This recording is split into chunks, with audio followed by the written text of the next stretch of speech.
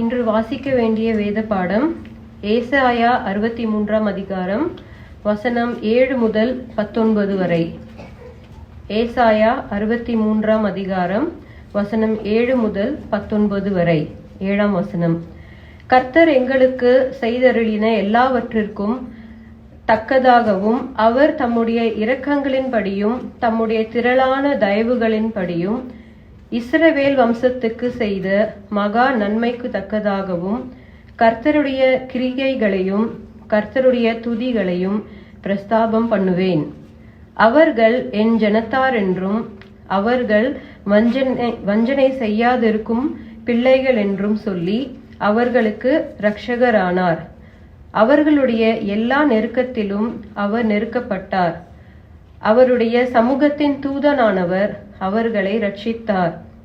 அவர் தமது அன்பின் நிமித்தமும் தமது பரிதாபத்தின் நிமித்தமும் அவர்களை மீட்டு பூர்வ நாட்களிலெல்லாம் அவர்களை தூக்கி சுமந்து வந்தார். அவர்களோ கலகம் பண்ணி அவருடைய பரிசுத்த ஆவியை விசனப்படுத்தினார்கள். அதனால் அவர் அவர்களுக்கு சத்துருவாய் மாறி அவரே அவர்களுக்கு விரோதமாய் யுத்தம் பண்ணினார். ஆகிலும் அவர் பூர்வ நாட்களையும் மோசேயையும் தம்முடைய ஜனத்தையும் நினைவு கூர்ந்தார். ஆனாலும் அவர்களையும் தமது மந்தையின் மேய்ப்பனையும் சமுத்திரத்திலிருந்து ஏற பண்ணினவர் இப்பொழுது எங்கே?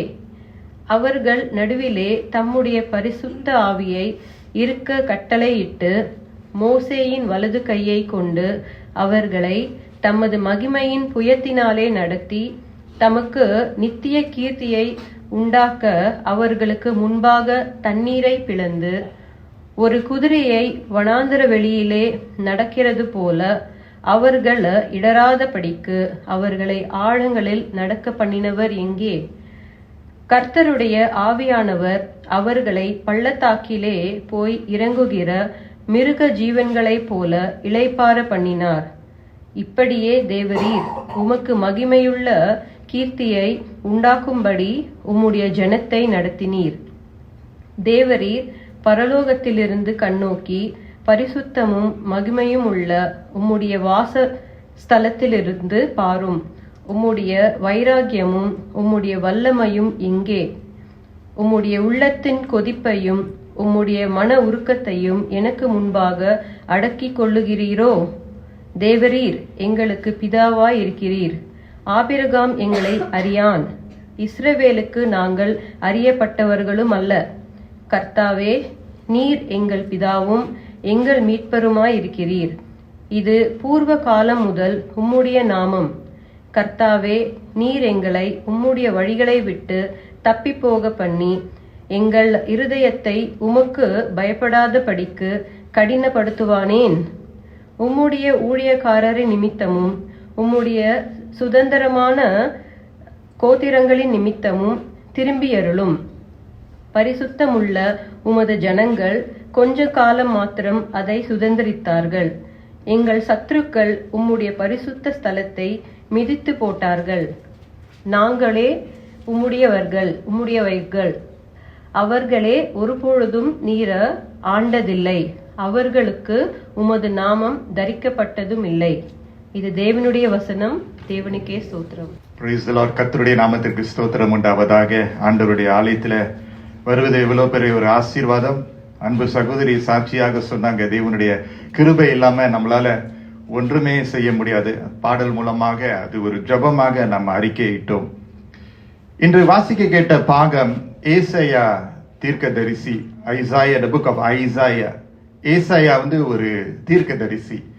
அவர் தேவனுடைய காரியங்களையும் தேவனுடைய விருப்பங்களையும் தேவனுடைய இருதயத்தையும் ஏசாயா எழுதுகிறதை நாம் பார்க்கிறோம். ஏசாயா புத்தகம் ஒரு பெரிய ஒரு புத்தகம், வெரி பிக் புக். தீர்க்கதரிசி எப்பொழுதும் உரைக்கிற வார்த்தைகளை நாம் கேட்கும்போது, நம்ம வாசிக்கும் போது அது நம்முடைய இருதயத்திற்கு ஆழமான தாக்கத்தை கொண்டு வரும். ஏன்னா தீர்க்கதரிசி என்று சொல்லும் போது ஆண்டவருடைய வார்த்தைகளை அவன் எடுத்து சொல்ல வேண்டும், பயப்படாமல் சொல்ல வேண்டும், திகையாமல் சொல்ல வேண்டும். யாருக்கும் விருப்பப்பட்டு சொல்லக்கூடாது, தேவனுக்கு விருப்பப்பட்டு வார்த்தைகளை கொண்டு வர வேண்டும். ஆகவே ஏசாயா போன்ற அதிகாரங்களை நம்ம வாசிக்கும் போது அதிகமான பயங்கரமான தேவனுடைய காரியங்களை குறித்து நம்ம வாசிக்கலாம். இன்றைக்கு நம்ம வாசிக்கிட்ட பாகத்திலிருந்து 7ஆம் அதிகார 63ஆம் ஏசாயா 63ஆம் அதிகாரம் 7ஆம் வசனத்திலிருந்து நம்ம வாசிக்க கேட்டோம். 7ஆம் வசனத்துல நம்ம பார்க்கிறோம், தீர்க்க தரிசியான இருக்கக்கூடிய ஏசாயா தேவனுடைய நன்மைகளை நினைவு கூர்ந்து தேவன் எப்படி இஸ்ரவேல் வீட்டாருக்கு நன்மையே செய்து கொண்டிருக்கிறார், அவருடைய இரக்கத்தினாலே அவருடைய கிருபையினாலே தன்னுடைய ஜனங்களுக்கு எப்பொழுதும் ஆசீர்வாதங்களை வாரிக்கொண்டே இருக்கிறதை நம்ம வாசிக்கிறோம். கர்த்தர் எப்பொழுதும் தன்னுடைய ஜனத்தாருக்கு நன்மையை வைத்திருக்கிறார்.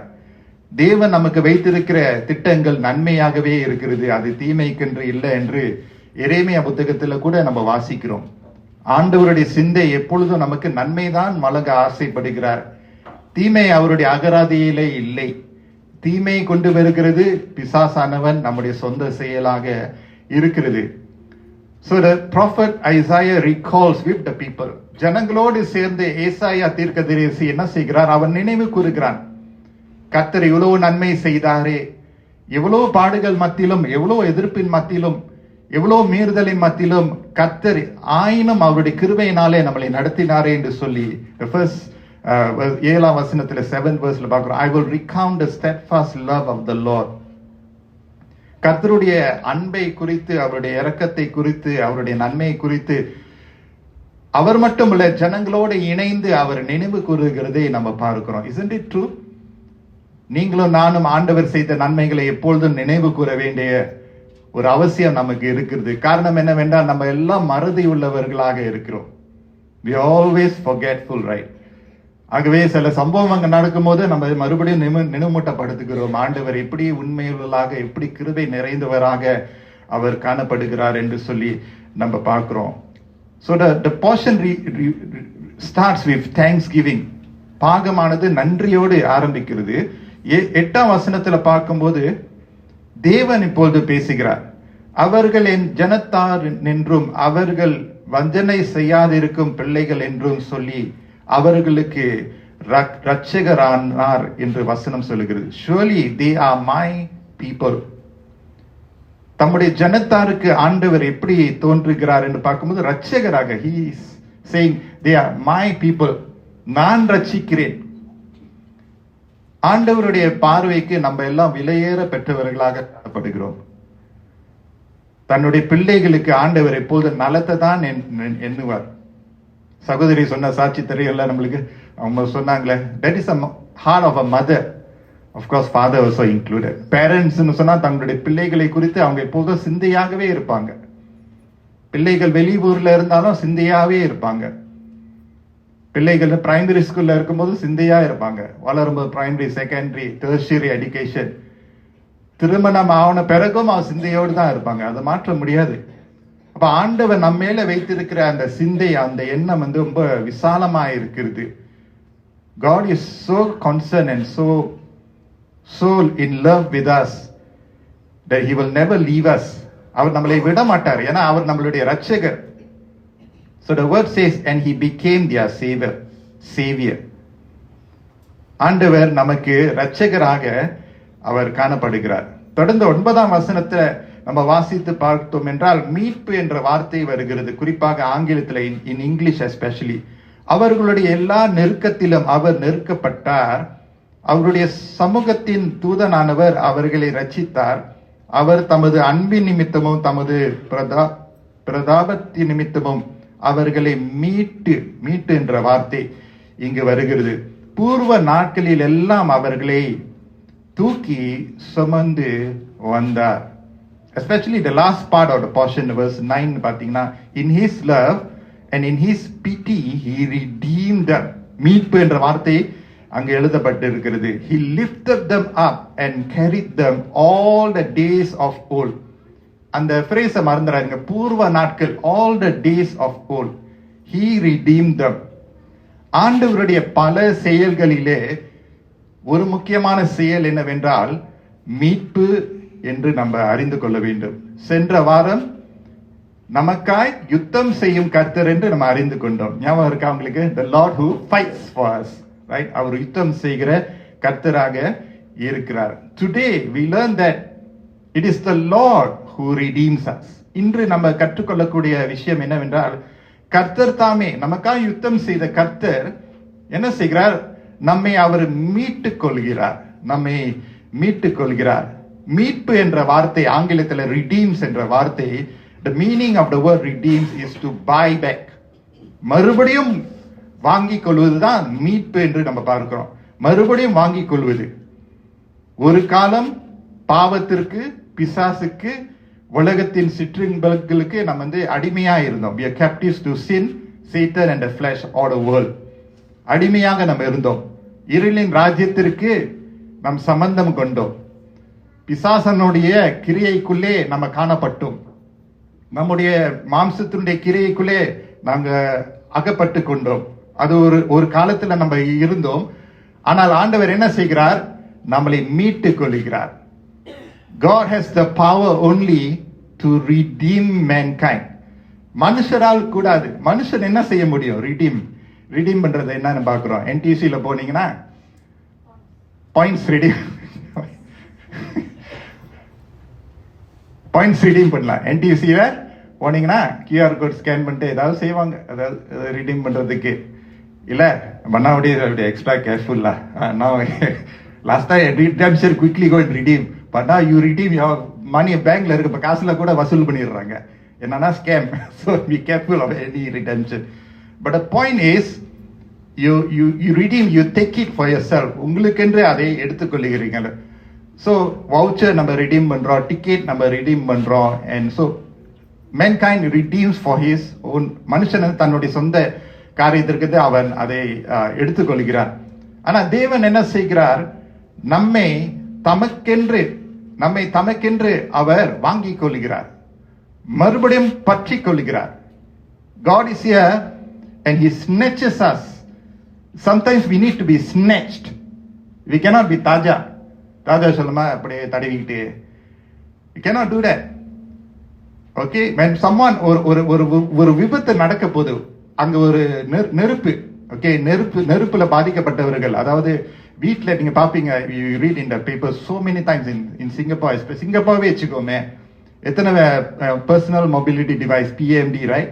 You see that fire, HDB flatல fire, விடிய காலத்துல fire, industrial buildingல recently in UNOS and some areas, UBல பாத்தீங்கன்னா industrial fire. What happens? நெருப்பு வரும்போது firemen என்ன செய்யணும்? அவங்களுக்கு குறிப்பிட்ட நேரத்துக்குள்ள அவங்க they activated, they have to be very very fast because fire spreads so quick, more than we actually think. நம்ம நினைக்கிறோம் பாஸ்போர்ட்லாம் எடுத்துட்டு காசுலாம் எடுத்துட்டு அப்புறம் ரிலாக்ஸா போயிட்டு இருக்க முடியவே. Is really that drastic. அப்ப அந்த firemen என்ன செய்யணும்? அவங்க உடனடியாக போய் they have to stand, they cannot negotiate. அந்த டைம் வந்து is not for conversation. Okay, நீ எப்படி இருக்க, நல்லா இருக்கியா, என்ன தண்ணி வேணுமா, அதெல்லாம் முடியாது. உள்ளுக்கு போனானா பிடிச்சானா இழுத்துட்டு உடனே வெளியே வந்துடணும். ஏன்னா அவ்வளவு பெரிய ஒரு ஆபத்து இருக்கு. ஆண்டவர் நம்மளை பலவிதமான ஆபத்திலிருந்து நம்மளை எவ்வளவாக மீட்டு கொண்டார். அது அவரால் தான் கூடும். Because he is a father and mother over us, he redeems us. அப்ப கர்த்தர் எப்படி நம்மளை தம்முடைய ஜனங்களாக இருக்கக்கூடிய நம்மை ஆண்டவர் எப்படி மீட்டு கொண்டார் என்றால் 1 கொரிந்தியர் 6:20 நம்ம பார்க்கிறோம். For you were bought with a price. So glorify God in your body. 1 Corinthians 6:20. கிரியத்துக்கு கொல்லப்பட்டிருக்கிறீர்களே, ஆகையால் தேவனுக்கு உடையவர்கள் ஆகிய உங்கள் சரீரத்தினாலும் உங்கள் ஆவியினாலும் தேவனை மகிமைப்படுத்திக் கொள்ளுங்கள். You're bought with a price. அவருடைய அனாதி அன்புனால, அவருடைய இரக்கத்தினால ஆண்டவர் என்ன டிசைட் பண்ணிருக்கார்? He buys us back. You know, we were held captive. பிடிக்கப்பட்டிருக்கிறோம், சங்கிலினால கட்டப்பட்டிருந்தோம். ஆனா ஆண்டவர் என்ன செய்கிறார்? நம்மளை மறுபடியும் அவரை வாங்கிக் கொள்கிறார். அது அவருடைய சித்தம், அவருடைய பிளான், அவருடைய திட்டம், அவருடைய மீட்பின் திட்டத்தை ஆண்டவர் அவர் சிந்தை கொண்டார், அவர் நினைத்து கொண்டார். நாம் ரட்சிப்பு எப்படி நம்மளுக்கு வருகிறதுனா, கிருபையினால ரட்சிக்கப்பட்டிருக்கிறோம், ரத்தத்தினால மீட்கப்பட்டிருக்கிறோம். கிருபையினால ரட்சிப்பு கிருபை, நம்மளுடைய கிரியையினால ரட்சிப்பு அல்ல, கிருபையினால ரட்சிப்பு நம்ம பெற்றுக்கொண்டோம். ஆனால் அவருடைய ரத்தத்தினாலதான் நம்மளுக்கு மீட்பு. ரத்தம் சிந்தினாலதான் நம்மளுக்கு மீட்பு இருக்கிறது. யாருடைய ரத்தம்? பழைய ஏற்பாட்டுல மிருக ஜீவன்கள், மிருகங்களை கொண்டு வந்து பலியிட வேண்டும். மிருகத்தினுடைய ரத்தத்தின் மூலமாக ஆண்டவர் இரக்கம் பார்க்க மாட்டார்னு பழைய ஏற்பாட்டு, பழைய உடன்படிக்கை. ஆனால் புதிய உடன்படிக்கையில ஆட்டுக்குட்டியா இருக்கக்கூடிய இயேசு கிறிஸ்துவே இந்த பூமிக்கு வந்து தன்னுடைய மாசற்ற ரத்தத்தை சிந்தி, ரத்தம் சிந்துதல் இல்லாமல் பாவ மன்னிப்பே இல்லை என்று வசனத்துல நம்ம பார்க்கிறோம். So the Lamb of God, the unblemished, மாசற்ற தேவனுடைய ஆட்டுக்குட்டியா இருக்கக்கூடிய இயேசு கிறிஸ்து, அதனால்தான் Jesus is the Lamb of God என்று அவரை நம்ம நினைவுக்கு, the Lamb of God who came for us, நமக்கென்று அவர் வந்தார். அவர் வந்து என்ன செய்கிறார்? தன்னுடைய ரத்தத்தை சிந்தி, அதுதான் that is the point. ரத்தம் சிந்துதல் இல்லாமல் நமக்கு மீட்பு இல்லை. He had to go through that. அவர் அதை கடந்து போக வேண்டியதா இருந்தது. அவருடைய ரத்தம் சிந்துதல் மூலமாக தான் அந்த மீட்பு. That is the price. அதனால்தான் அந்த 1 கொரிந்தியர் 6:20, if you were bought, for you were bought with a price. நீங்க கிரியத்திற்கென்று, கிரியத்திற்கு கொல்லப்பட்டீர்களே என்று. And that price was costly, very costly. It cost the Son of God to even give himself. தன்னுடைய ஜீவனே நமக்கு கொடுக்கக்கூடிய அந்த அளவுக்கு நம்ம பாவத்துல, எதிர்ப்புல, அக்கிரமத்துல நம்ம சிக்கி கொண்டோம். சிக்கி கொண்ட ஜனங்களாக தேவ ஜனங்கள் சிக்கி கொண்டார்கள். அப்படியே தப்ப முடியல. பலியிடலாம், மற்ற காரியங்களை செய்யலாம், ஆனா தப்ப முடியல. தப்ப முடியாத ஒரு நிலைமையில் நம்ம இருந்திருக்கிறோம் தானே. There's no way of escaping. You're just caught. It's like a spider web. You cannot. எத்தனை பேர் ஸ்பைடர் வெப் கூட ஃபைட் பண்ணிருக்கீங்க? நடக்கும்போது திடீர்னு பார்த்தீங்கன்னா something is just bothering you, so horrible. You're trying to, என்னன்னா பார்க்க முடியல, but it's just there. A spider web is like that, right? And sometimes நம்முடைய ஆவிக்குரிய வாழ்க்கை அப்படிதான் இருக்கு. It is a web, and the web is very, என்ன சொல்றது, it is very powerful. நம்மள அறியாமலே நம்ம அப்படியே சங்கிலினால கட்டப்படுகிறோம். பிசாசானவன் பாவத்தினுடைய சிக்கல்குள்ள நம்ம கடந்து வருகிறோம். ஆனால் ஆண்டவர் என்ன செய்கிறார்? அவரே திட்டம் பண்ணி, என்னுடைய ஜனங்கள் பாவத்திலே இருக்கக்கூடாது, அடிமையிலே இருக்கக்கூடாதுன்னு சொல்லி அவர் தம்மை தாமே பலியாக வந்து நமக்கு மீட்பை வழங்கினார். அதை 1 பேதுருவிலே நம்ம பார்க்கிறோம். 1 Peter chapter 1 verse 18 and 19. 1 Peter chapter 1 verse 18 and 19. Knowing that you were ransomed. அந்த ransom என்ற இந்த வார்த்தை பார்த்துக்கோங்க. verse 19 பார்த்தீங்கன்னா, but with the precious blood of Christ.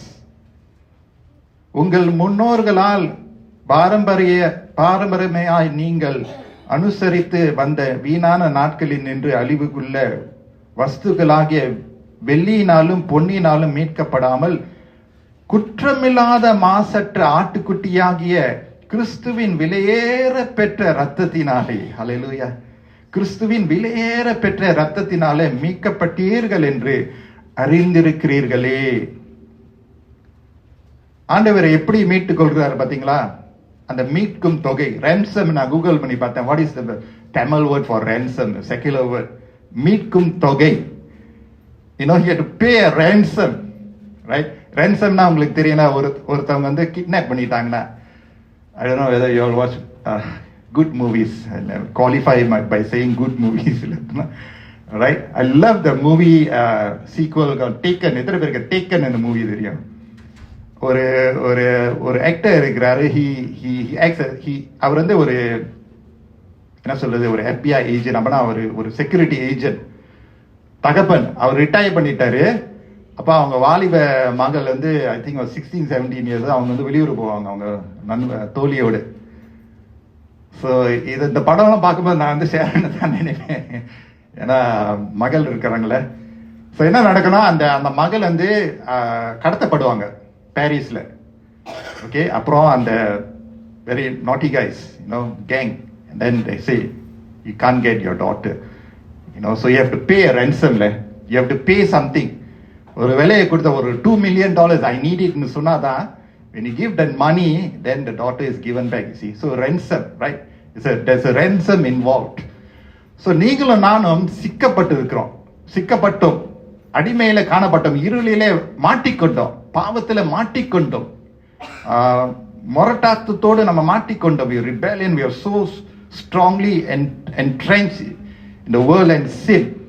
ஆனா ஆண்டவர் என்ன செய்ய? He ransomed. அதான் அந்த வார்த்தை எங்க வருது. But with the precious blood of Jesus, He ransomed. Had to be a ransom. அங்கே ஒரு மீட்கும் தொகை அவசியமாய் இருந்தது. ஆனால் நீங்களும் நானும் பொருட்கள் அல்ல தொகை கொடுக்கிறதுக்கு, காசு கொடுத்து வாங்குறதுக்கு. நீங்களும் நானும் தேவனுடைய சாயலினால் உருவாக்கப்பட்ட ஜனங்கள். அப்ப தேவ ஜனங்கள் பாருங்க, ஆண்டவருடைய சாயலில் உருவாக்கப்பட்டது நிமித்தமாக அவரே மீட்கும் தொகையாக தம்மையே ஒப்பு கொடுத்தார். ஹல்லேலூயா. He played the role of a ransom. அவர் மூலமாக தான் நமக்கு மீட்பு வழங்கப்படுகிறது. ஹல்லேலூயா. And Jesus was the ransom for us.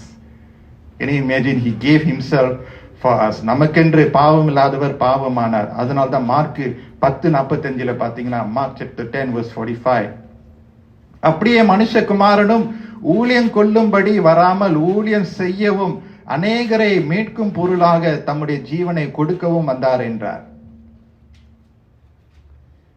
நம்முடைய தேவ சாயலை நம்ம இழந்து விட்டோம். We lost the image that God had given to us through sin. But Jesus came, and you know how Jesus served? He served. அவர் நமக்கு நம்ம கால், அதாவது he came and he washed the disciples' feet. அவர் தாழ்த்தி வந்து நம்மளை உயர்த்துகிறார். How Jesus serves is he humbles himself and he lifts us up. அதுதான் அவருடைய சேவையின் அழகு. தம்மை தாமே அவர் தாழ்த்தி நம்மளை உயர்த்துகிறார். தம்மை தாமே அவர் அழுக்குப்படுத்தி நம்மளை உலையான சேற்றிலிருந்து நம்மளை தூக்கி விடுகிறார். அது மீட்பு. கரெக்ட்? அதுதான் மீட்பு. ஏன்னா மாட்டிக்கொண்டோம். It's like a quicksand. ஆனா ஆண்டவர் என்ன செய்ய? உலையான சேற்றிலிருந்து நம்மளை தூக்கி கண்மலையின் மேல நிறுத்துகிற ஒரு தேவர். ஆமென் சொல்லுமா?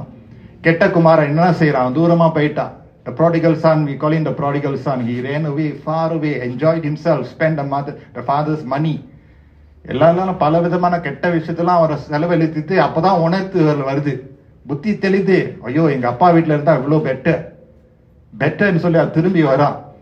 தகப்பனார் என்ன செய்யற? மகன் வர்றது முன்னால தகப்பனார் ஓடுறாரு.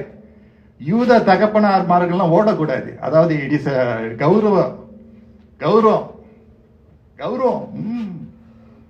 வஸ்திரத்தை போட்டு ஓடக்கூடாது, நிதானமா நடக்கணும். ஆனா அந்த கௌரவத்தெல்லாம் விட்டுட்டு அவர் ஓடுறாரு. ஓடி முத்தம் விட்டு கட்டி பிடிச்சி முத்தம் விட்டு மோதிரத்தை போடுறாரு. அப்படின்னா என்ன? He brings back the covenant. He shows that whatever it is, you are still my son. Amen சொல்லுவோமா? என்ன இருந்தாலும் நம்ம ஆண்டவருடைய பிள்ளைகள் என்று அவருக்கு தெரியுது. ஆனா நம்ம மறந்துடுறோம். அவருக்கு தெரியுது என்னதான் என் மகன் அவன் கேட்காம இருந்தாலும் என் மகன் நான் மறுபடியும் நான் மீட்க ஆசைப்படுறேன். That is why we never take God's grace and mercies for granted. Never ever do that. Because this passage is இந்த ஏசாயா புத்தகம், இந்த தீர்க்கதரிசி வார்த்தைகள் ரொம்ப கவனமா நம்ம வாசித்து பார்த்தோம்னா, it doesn't only say that God is love and merciful, but God can even be our enemy, you know. And this you won't hear it often. ஆண்டவர் நம்முடைய சத்துருவாக கூட மாறுறதுக்கு அதிக வாய்ப்பு இருக்கிறது. அந்த பேசேஜ்ல ஐசாயா 63ல நம்ம பார்க்கிறோம். ஏசாயா அவர் வியாகுலப்படுகிறார். ஆண்டவரே, நீங்க என்னோடு இருக்கிறீங்களே, ஆனா ஏன் எங்களுக்கு விரோதமாய் இருக்கிறீங்கன்னு. ஒரு காலகட்டத்தில் ஆண்டவர் என்ன செய்கிறார்? பாபிலோன் என்ற ஒரு சாம்ராஜ்யத்தை ஆண்டவர் அப்படியே எழுப்புகிறார். எதற்கு? பாபிலோன் சாம்ராஜ்யம் எழும்பப்பட்டு இஸ்ரவேல் ஜனத்தார் புத்தி தெளிந்து மறுபடி வருவார்கள் என்ற நோக்கத்தில். Sometimes God can orchestrate. He is not the author of evil, but he can orchestrate something drastic in your life so that you can come to your senses and turn to him. நீங்கள் அவரிடத்துல வருவதற்கு சில நேரத்தில் ஆண்டவர் சில காரியங்களை, சில நபர்களை ஆண்டவர் எழுப்புவார். அவர் நேபுகாத்நேசர் அரசரை ஆண்டவர் எழுப்பினார். Sometimes God has to intervene very drastically so that you can turn your attention to him. So it doesn't mean that when he redeems us is always nice and neat. சில நேரத்தில் நீட்டா redeem பண்ணுவார். சில நேரத்தில் he will bring you through, because you are rebellious, you don't want to listen, he will bring you through that hard path. And the people of Israel, அதுதான் இஸ்ரவேல் ஜனத்தை அதுதான் அவங்க சந்திக்க வேண்டியதா இருந்தது. ஆண்டவர் மீட்பர் என்று சொன்னா எஸ், அன்பினால மீட்டு அரவணைக்கிற. ஆனா சில சமயங்களில ஒரு எதிரியை போல நம்மளை மீட்க அவர் ஆயத்தமா இருக்க. ஏன்னா அவர் அவ்வளவு கரிசனமா இருக்கிறார். அதனாலதான் சில நேரத்துல நம்ம யோசிப்போம், ஏன் எனக்கு இதுதான் நடக்குது, இது ஏன் திருப்பி திருப்பி நடக்குது? காரணம், ஆண்டவர் நம்முடைய கவனத்தை எதிர்பார்க்கிறார். தன்னுடைய ஜீவனையே அவர் கொடுத்தாருன்னா அப்புறம் அதுக்கு மேல என்ன செய்யாமல் இருப்பாரோ? அந்த சங்கீதக்காரன் என்ன சொல்றாரு பாத்தீங்களா? Psalms 19:14 சங்கீதக்காரன் சொல்லுகிறார், என் கண்மலையும் என் மீட்பருமாகிய கர்த்தாவே, என் வாயின் வார்த்தைகளும் என் இருதயத்தின் தியானமும் உமது சமூகத்தில் பிரீதியாயிருப்பதாக. யார் இந்த சங்கீதத்தை எழுதினார் நீங்க நினைக்கிறீங்க? Psalms 19 and 14. It may be, I think it's David தான் நான் நினைக்கிறேன். உங்க பைபிள் என்ன போட்டிருக்கு பாருங்க. Psalms 19, Psalm of David.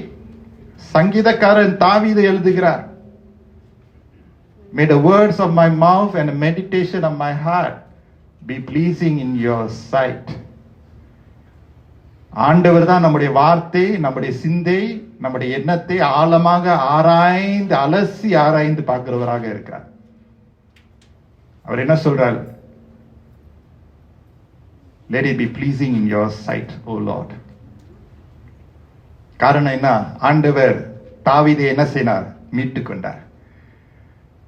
தாவீது நல்ல நாட்கள் இருந்து, ஆனா அவர் மீட்கக்கூடிய விஷயங்கள் இருந்தது. Do you know there are areas in our life God has saved us? இயேசு கிறிஸ்துவை ரட்சகராக நீங்களும் நானும், பெரும்பாலும் இங்க இருக்கக்கூடிய விசுவாசிகள், most of us would have accepted Jesus as Savior. Yes, He saved us. But remember this, அவர் மறுபடியும் நம்மளை மீட்க. There are areas in our life that still needs redemption. எதிர புதுசா இருக்கான்னு நினைக்கிறேன். There are areas in our life. Don't think that God has saved me, I'm a follower of Jesus. No, there are areas that like a hook in our life. ஒரு 100%ல ஒரு 90% நீங்க கர்த்தருக்காக நீங்க நல்லா இருக்கலாம். ஆனா ஒரு 10% பிசாசானவருடைய கிரியை அங்க எப்போதும் இருக்கும். பிசாசானவருடைய கிரியை, மாம்சத்தின் இச்சை, அந்த உலகத்தினுடைய ஈர்ப்பு, எப்பொழுதும் அந்த போராட்டம் எப்பொழுதும் இருக்கும். அதனால்தான் sanctification is a process. Redemption is not just once. அவர் நம்மளை மீட்டுக் கொள்கிறார், ஆனால் இன்னுமாக என்னை மீட்டுக் கொள்ள வேண்டும் என்று. அதனால்தான் என் கண்மலையான மீட்பரே பிரியமாய் இருக்கணுமே. அவர் நம்மளை மீட்டுக் கொண்டார், ஆனால் நான் பிரியமாய் இருக்கணுமே என்று சொல்லி நம்ம ஒப்பு கொடுக்கிறோம். அங்கு ஒரு எக்ஸ்சேஞ்ச் நடைபெறுகிறது. And another verse in Isaiah 63 verse 16 நம்ம பார்க்கும்போது, தேவரீர் எங்கள் பிதாவாய் இருக்கிறீர், ஆபிரகாம் எங்களை அறியான், இஸ்ரவேலுக்கு நாங்கள் அறியப்பட்டவர்களும் அல்ல. கர்த்தாவே, நீர் எங்கள் பிதாவும் எங்கள் மீட்பருமாய் இருக்கிறீர். ஆமென். நீர் எங்கள் பிதாவும் எங்கள் மீட்பருமாய் இருக்கிறீர். இது பூர்வ காலம் முதல் உம்முடைய நாமம். ஆண்டவருடைய நாமம் மீட்பர் என்ற நாமம் வந்து பூர்வ காலம், அந்நாட்களிலே ஆண்டவர் மீட்பராகவே இருக்கிறார். அப்பயே அவருடைய நாமம் மீட்பர் என்ற நாமம் is an ancient name. What does that mean? You and I today not just being saved from your sins, but need to be redeemed by God regularly. அப்ப நம்முடைய ஜெபம் எப்படி இருக்குன்னா, ஆண்டவரே, எனக்கு என் வாழ்க்கை எல்லாம் நல்லா தான் இருக்கு, ஆனா இந்த விஷயம் அப்பா உங்களுக்கு தெரியுது, இந்த விஷயம் எனக்கும் தெரியுது, உங்களுக்கும் தெரியுது, இந்த விஷயத்துல என்னை மீட்டுக் கொள்ளுங்க. பொறாமை அந்த இடத்துல இருக்கா? தேவையில்லாம பொறாமப்படுற ஆண்டவரே, எனக்கு தெரியுது, ஆனா கஷ்டமா இருக்கு. envy, தமிழ்ல எப்படி வரும்னு தெரியல, பேராசையா தெரியல. envious, right? பிறர் பொருளை இச்சையாதே, ரைட்? envious. எல்லாருமா மன்னிக்க முடியாத சுவாபம், bitterness. அதெல்லாம் என்ன ஆழமான காயங்கள், ஆழமான நம்மளை அப்படியே சிதறத்து கொள்ளக்கூடிய காரியங்கள் நம்முடைய இருதயத்தில், நம்முடைய மனதில் எப்பொழுதும் இருக்கும். அந்த நேரத்தில் ஆண்டவர் நம்மளை மீட்டுக் கொள்ள வேண்டும். Lord, redeem me from this. Redeem me. ஆண்டவரே, என்னை மீட்டுக்கொள்ளும். அதனால தான் அவர் நம்முடைய மீட்பராக, நம்மை மீட்கும் கர்த்தர் என்று சொல்லி நம்ம அவரை அங்கீகரிக்கிறோம். Today I introduce you to the Redeemer. Not just once, but regularly go to your Redeemer. யோபு என்ன சொல்ற? யோபு 19:25. Job, you and all know Job's life and how he suffered, but how he remained faithful to God. God blessed the latter part of his life. யோபு 19:25, என் மீட்பர் உயிரோடு இருக்கிறார் என்றும் அவர் கடைசி நாளில் பூமியின் மேல் நிற்பார் என்றும் நான் அறிந்திருக்கிறேன். I know that my Redeemer lives. என் மீட்பர் உயிரோடு இருக்கிறார். நீங்களும் நானும் அதை சொல்லலாம். Lord, you are alive in me. ஆண்டவரே, நீர் எனக்குள் நீர் ஜீவிக்கிறீர். எனக்குள் ஆண்டவரே நீர் உயிரோடு இருக்கிறீரே. மீட்பர் நம்முடைய வாழ்க்கையை நம்ம இடம் கொடுத்தோம் என்றால் மீட்க வேண்டிய விஷயங்களை ஆண்டவர் மீட்டு கொடுப்பார். We cannot redeem ourselves. There's no self-redemption. That is what the world offers. அதனால்தான் நம்மளுக்கு அறிந்த சில நண்பர்கள் அவங்க என்ன செய்யறாங்க, வருஷத்துக்கு ஒரு தடவை என்ன செய்யறாங்க, தம்மை தாமே அவங்க குத்திக்கிறாங்க, தம்மை தாமே அவங்க சேதப்படுத்தி என்ன செய்யறாங்க, பொருட்களை அவங்க தூக்கி கொண்டு நடக்கிறாங்க. ஏன்? மீட்டுக்கொள்ள வேண்டுமே. I have to do something to be redeemed. No, you can't self-redeem yourself. You cannot do that. எவ்வளவு செஞ்சாலும் முடியாது. தேவனால் தான் நம்மளுக்கு மீட்பு உண்டு. There's no self-redemption. Try as you may. You try your best to kick your habit. Try. I'll pray for you, but try with your own strength. உங்க சொந்த பலத்துல உங்களுடைய பழக்க வழக்கமாய் சில பழக்க வழக்கம் உங்களுக்கு தெரியும். Some struggles that we all face in life. It may be a bad habit that harms your body. உங்களுடைய இருதயத்தை ஹார்ம் பண்ணுது, உங்க இமோஷன்ஸ் ஹார்ம் பண்ணுது. அந்த ஹேபிட்டை நீங்க நிறுத்தணும். நீங்க எவ்வளோ ட்ரை பண்ணி பாருங்க, உங்க சொந்த பலத்துல முடியாது.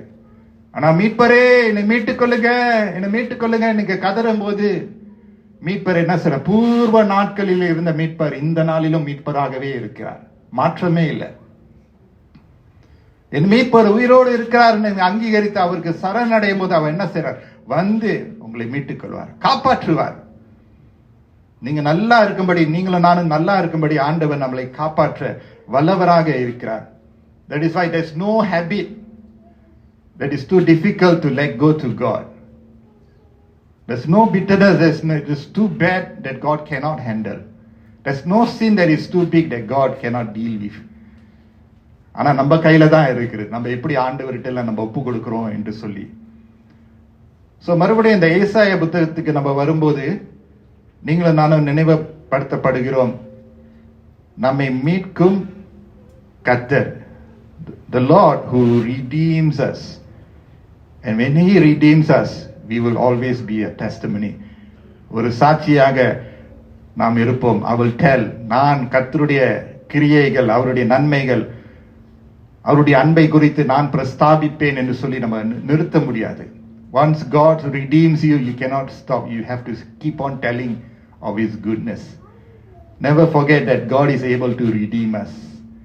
ஆண்டவர் நம்மளை மீட்டுக்கொள்ள ஆசையாக, ஆவலாக, துணிச்சலாக, வைராக்கியமாக கர்த்தர் இருக்கிறார். என் மீட்பர் உயிரோடு இருக்கிறார் என்று சொல்லும் போது, and remember this is actually தொடர்ந்து ஒரு ஈஸ்டர் சீசனா தான் நம்ம இருக்கிறோம். That's why the outer linen has not changed. We are still in the season of Easter. Easter ஒரு earthquake-ஆ இருந்துச்சுன்னா, remember Easter had earthquakes. பைபிள்ல நம்ம படிக்கிறோம். ஈஸ்டருக்கு வருகிற ஞாயிற்றுக்கிழமை எல்லாம் ட்ரெமர்ஸ்னு சொல்லலாம், அதிர்ச்சிகள். ஆண்டவருடைய உயிர்த்தெழுதலுடைய அதிர்ச்சி, அந்த அதிர்ச்சிகள், அந்த ட்ரெமர்ஸை நம்ம விட்டுறக்கூடாது. God is not done with us. Experience is tremor in our life. Yes, you may have missed the earthquake. Don't miss the tremor. earthquake நீங்க விட்டுருக்கலாம், but don't miss the tremors of God. ஆண்டவர் சில நேரத்தில் சில விஸ்பர்ஸை கொடுப்பார், சில வார்த்தைகளை கொடுப்பார், வாக்கியங்களை கொடுப்பார், பாடல் மூலமாக, பிரசங்கம் மூலமாக, ஜனங்கள் மூலமாக. God is always in communication because the Redeemer lives. அவர் உயிரோடு இருக்கிறனால you will continue to hear his voice. Hallelujah. அதனாலதான் வசனத்துல நம்ம பார்க்கிறோம், when you hear his voice, do not harden your hearts.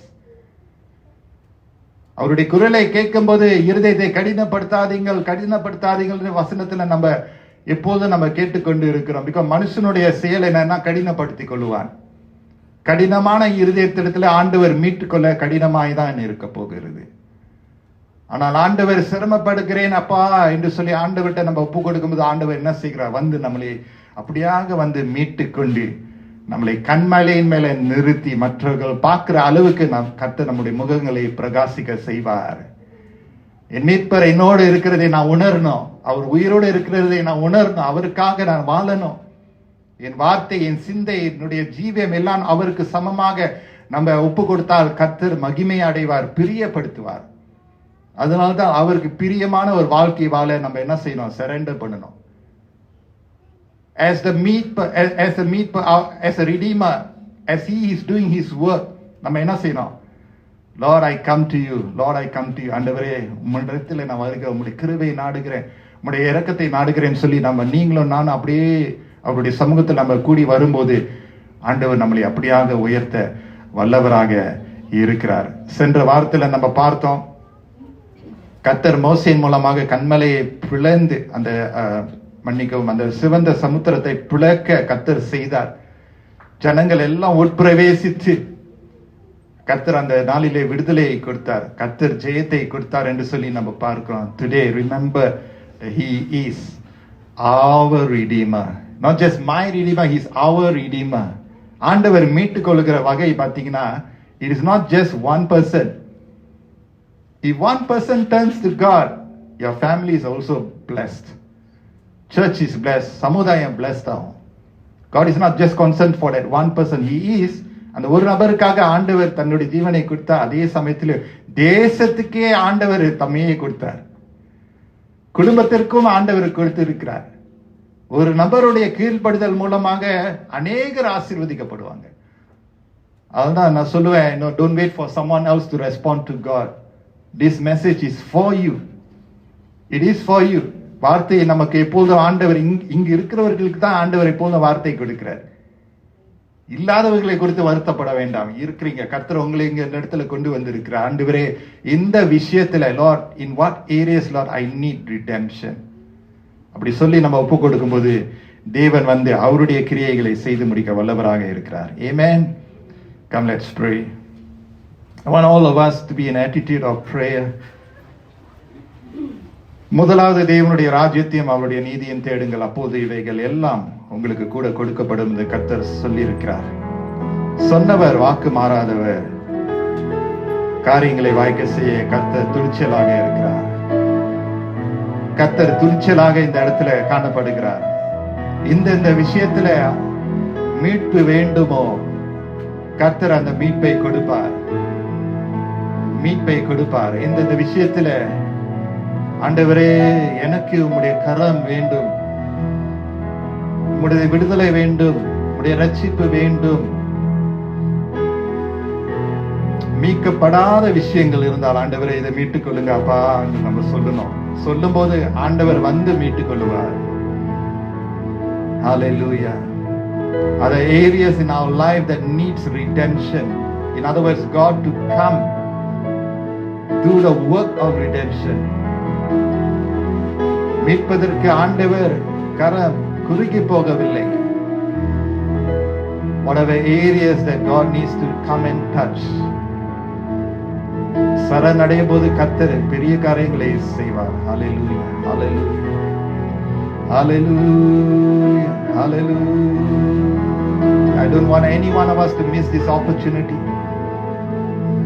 Every Sunday is an opportunity to draw nearer to God.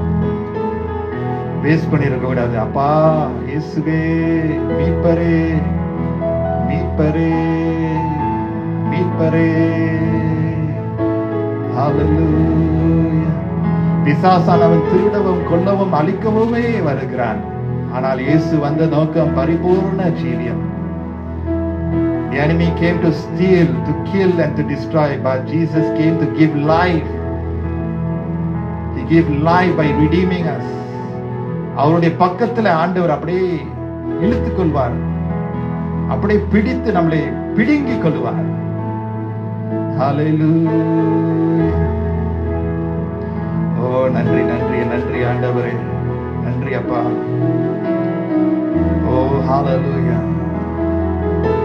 சிலருடைய வாழ்க்கையில ஆணியிட்டதுனால அந்த ஆணி ரொம்ப ஆழமாக இருக்கிறது. ஆழமான ஆணின்னு சொன்னா ஆழமான காயம், ஆழமான வேதனை, ஆழமான பாவ பழக்கம் எதுவா இருந்தாலும் ரொம்ப ஆழமா இருக்கு. ஆணி ரொம்ப ஆழமா இருக்கு. ஆழமா இருக்கிறதுனால துருப்பிடிக்கிறது. Rusty நேல், rust. அந்த ஆணி அங்க இருக்கிறதுனால அங்க இருக்கிற வரைக்கும் நன்மை வராது, முன்னேற்றம் வராது, செழிப்பு வராது, ஆசீர்வாதம் வராது, விடுதலை வராது. அந்த ஆணி இருக்கிற வரைக்கும் மற்ற விஷயங்கள் எல்லாம் நல்லா இருந்தா அந்த ஒரு ஆணியினால பல சேதம் இருக்கிறது,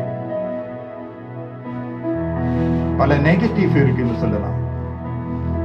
ஆனா அந்த ஒரு ஆணி பிடுங்கி போடுவதற்கு நமக்கு அந்த பலன் இல்லை. ஆண்டவர் பலனாய் இருக்கிறார்.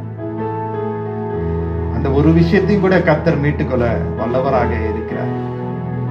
ஹல்லேலூயா.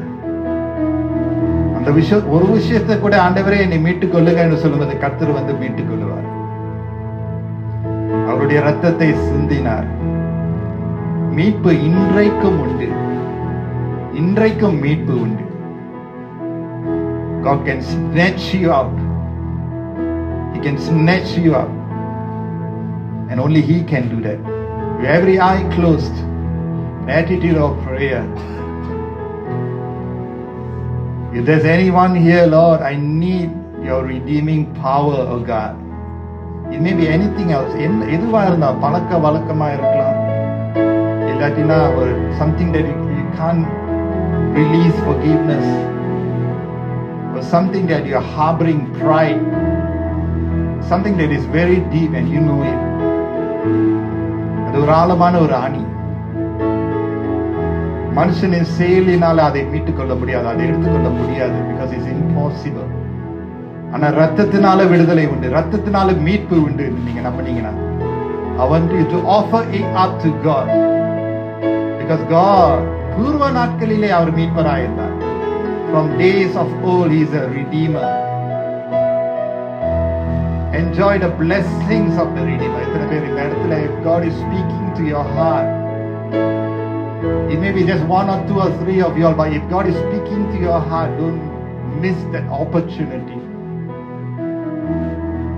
If there's one area that you know that God, you need to come. It is almost like taking a plier and plug it up. நீங்க சொந்தமா அதை அட்மினிஸ்டர் பண்ண முடியாது. You can't do it alone. You can't do it for yourself. அதனாலதான் மீட்பர் வர வேண்டியது. அதுதான் மீட்பர் நம்மண்டையில வருகிறார். அதனால்தான் கிருபையும் சத்தியமும் கிறிஸ்து இயேசுவின் மூலமாக வந்தது. He came to us. Hallelujah. It's almost like God can be a handyman. Isn't that a worldly phrase now used? God can be a handyman, can even come down to our level. Hallelujah. If there's anyone here with every eye closed, I want you to just lift up your right hand to God. I'm going to pray with you that God will help you. God will hear that prayer. நீங்க உங்க மனசுல நீங்க நினைச்சிட்டு நீங்களும் ஆண்டவர்கிட்ட ஒப்பு கொடுக்கும்போது பூர்வ நாட்களில் இருந்த மீட்பர் இந்நாளிலும் மீட்பராகவே வருகிறார். Hallelujah. Hallelujah. Thank you, Holy Spirit. கர்த்தர் அந்த கரத்தை பார்க்கிறார். கர்த்தர் அந்த கரத்தை பார்க்கிறார். God will honor you because He honored a Redeemer in your life. You welcome Him to come do surgery in your life. Surgery is not easy. It's tough. ஆனா ஆண்டவர் சிகிச்சை பண்ணும்போது He is not a butcher who will kill you. He will save you. He will save you out of trouble, out of sin, arrogance, bitterness.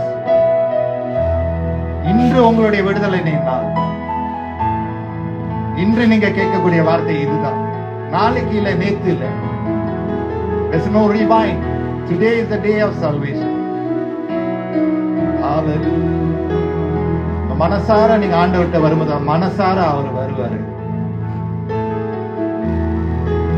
Hallelujah.